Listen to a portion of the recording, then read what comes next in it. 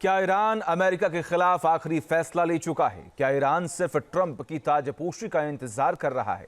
ये सवाल इसलिए क्योंकि ईरान की ओर से एक के बाद एक कई बयान आ रहे हैं जिनमें किसी बड़ी जंग की ओर इशारा किया जा रहा है। माना यह भी जा रहा है कि सीरिया में मिली मात के बाद ईरान के अंदर बदले की आग लगातार सुलग रही है। देखिए,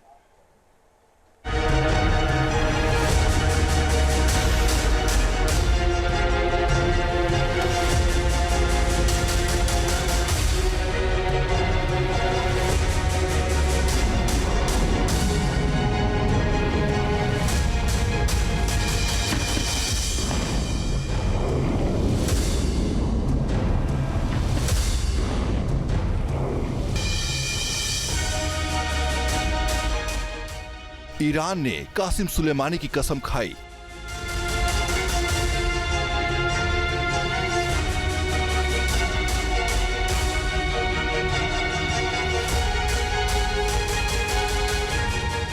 IRGC ने सीधे सीधे डोनाल्ड ट्रंप को धमकी दे डाली।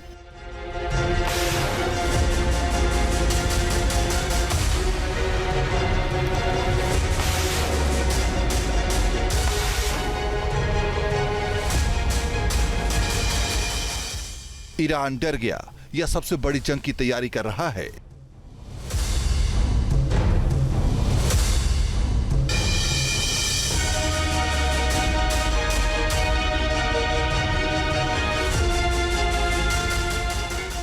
2025 में जंग का एक नया अध्याय खुलने वाला है। मोर्चा वही पुराना है, अमेरिका वर्सेज ईरान। लेकिन इस बार सबसे बड़ी तबाही मचाने की तकरीरें दी जा रही हैं।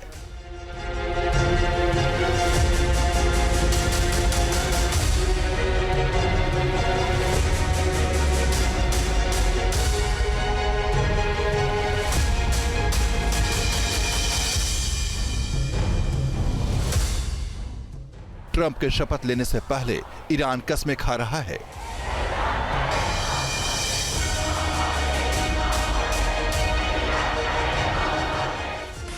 सीरिया में इजरायल और अमेरिका के हाथों बुरी तरह मात मिलने के बाद बदले की आग में ईरान झुलस रहा है।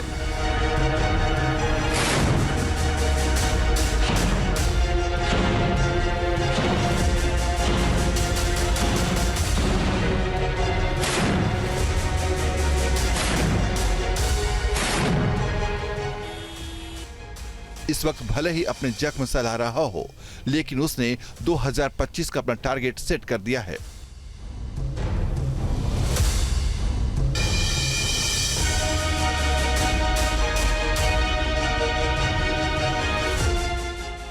अमेरिका के खिलाफ धमकियों की फहरिस्त बढ़ाते हुए ईरान के सुप्रीम लीडर अयतुल्लाह खामनेई ने नए साल की शुरुआत सीरिया में अमेरिकी तबाही का दावा करते हुए की। खामनेई ने कहा कि सीरिया में अमेरिकी सैनिक ठिकानों को सीरिया के युवा अपने पैरों से रौंद डालेंगे।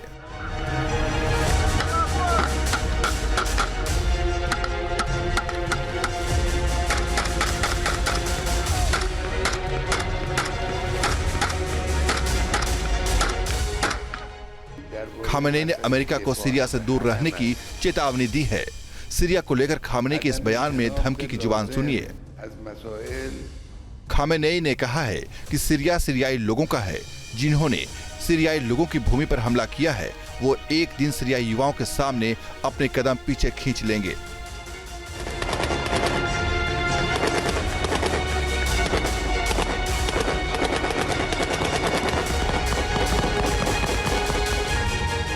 दरअसल 20 जनवरी को ट्रंप दूसरी बार अमेरिका के राष्ट्रपति पद की शपथ लेने वाले हैं और ठीक 3 हफ्ते पहले ईरान की तरफ से लगातार हमलावर अंदाज में बयान दिए जा रहे हैं। मुमकिन है ईरान को 5 साल पहले ट्रंप के पहले कार्यकाल के कई फैसलों का खौफ सता रहा हो।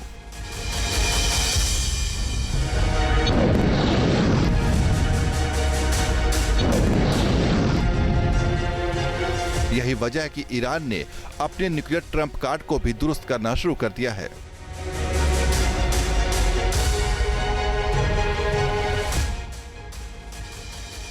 ईरान के विदेश मंत्री सैयद अब्बास अरकाची ने अमेरिका के खिलाफ दोहरी रणनीति अख्तियार करने का संकेत दिया है। पहले अरकाची के इस रणनीतिक बयान के बारे में जानिए। अगर हमारे पास मिसाइल की ताकत नहीं होती तो कोई भी हमसे बातचीत नहीं करता। अगर वे अब फिर से वही रास्ता अपनाते हैं तो हमारी प्रतिक्रिया भी उसके मुताबिक होगी। लेकिन अगर वे निष्पक्ष और सम्मान की भाषा में बात करते हैं तो हम भी वही भाषा बोलेंगे। अपने तरीके से चलता रहेगा, जैसा कि हमने पिछले कुछ वर्षों में किया है और आगे भी करते रहेंगे।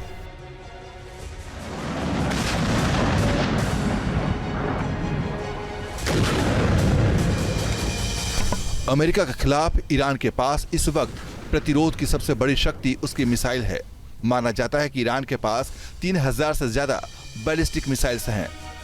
हालांकि जानकारी के मुताबिक ईरान की इन तमाम मिसाइलों की रेंज मिडिल ईस्ट के दायरे तक में ही सिमटी हुई है। मसलन सेजिल मिसाइल की रेंज 2500 किलोमीटर है, खैबर मिसाइल की रेंज 2000 किलोमीटर है और हाज कासिम मिसाइल 1400 किलोमीटर की दूरी तक मार कर सकती है। ये मिसाइलें हैं जो इजराइल तक पहुंच सकती हैं। हालांकि अमेरिका के आर्म्स कंट्रोल एसोसिएशन की माने तो ईरान की बैलिस्टिक मिसाइल में शामिल जुल्फिकार की रेंज 700 किलोमीटर है, शहाब 3 की रेंज 800 से 1000 किलोमीटर और एमाद 1 जो अभी निर्माण के चरण से गुजर रहा है उसकी रेंज 2000 किलोमीटर तक होगी। ईरान अपनी मिसाइलों की वजह से ही मिडिल ईस्ट में लगातार धमक दिखाता आया है, लेकिन उसने न्यूक्लियर हथियारों को बनाने का ख्वाब छोड़ा नहीं है। अमेरिकी धमकियों या फिर मिडिल ईस्ट में अमेरिकी एक्शन को जवाब वो इस बुनियाद पर ही देता आया है।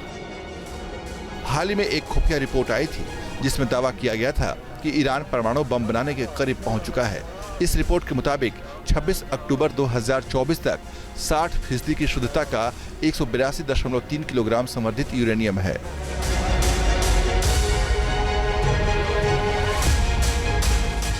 अब इस बात का खुलासा हो चुका है कि ईरान यूरेनियम संवर्धन सेंट्रीफ्यूज को स्थापित करने में जुटा हुआ है।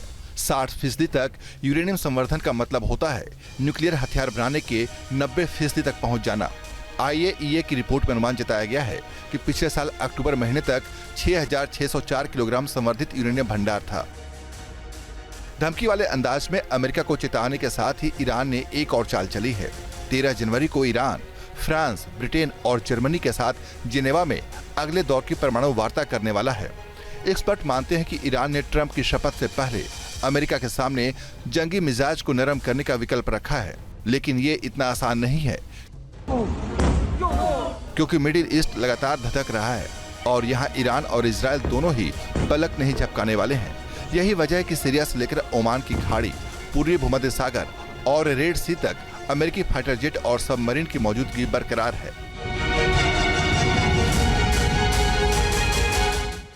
एक आंकड़े के मुताबिक मिडिल ईस्ट में यूएस सेंट्रल कमांड के करीब 34,000 अमेरिकी सैनिक तैनात हैं। इसके अलावा ओमान की खाड़ी में aircraft carrier USS Abraham Lincoln, Red Sea अमेरिकी सेना के 2 जहाज और 1 सबमरीन।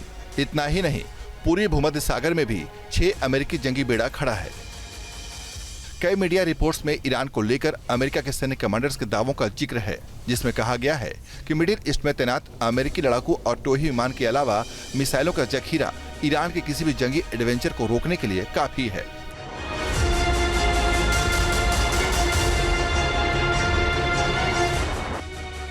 राष्ट्रपति के बतौर डोनाल्ड ट्रंप के कार्यकाल संभालने के पहले ही ईरान ने अपने पत्ते फेंकने शुरू कर दिए हैं। इसमें कई इशारे हैं, मसलन समझौता या फिर जंग। ईरान कह रहा है कि आखिरी चुनाव ट्रंप को करना है। Team news nation. News nation अब व्हाट्सएप पर खबरों के ताजा अपडेट के लिए न्यूज नेशन के इस QR कोड को स्कैन करें।